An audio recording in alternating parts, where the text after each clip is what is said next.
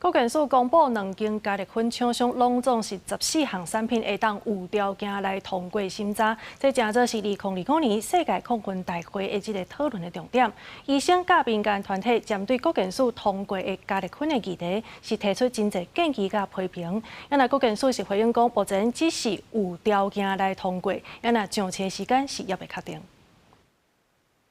国健署伫顶日对外公布，日本、美国2间加热粉的厂商所申请的14项产品有条件通过健康风险评估的审查。加热粉未来有可能会伫台湾合法就市，这也加做2025年世界抗菌大会讨论重点。医生和民团针对国健署通过加热粉就市的问题提出建议和批评。当初这个审查办法，它就没有罚则啊。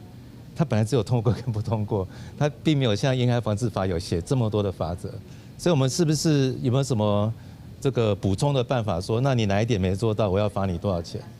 还是说就真的，如果照现在的说法是说，那你只要任何一点没做到，你就要下市？ 医生表示，不管是纸粉、电子粉，也是即摆有条件就市的加热粉，危害的程度拢是共款的，拢有尼古丁，食粉拢是会食掉的。有专家也呼吁国健署，包括买卖通路、警示标记和违规的罚金，拢要赶紧定出相关的政策，赶紧公布。国健署是表示，目前加热粉只是有条件通过，就市的时间也未确定。怎么严格在做这个拒售烟品给未满20岁青少年跟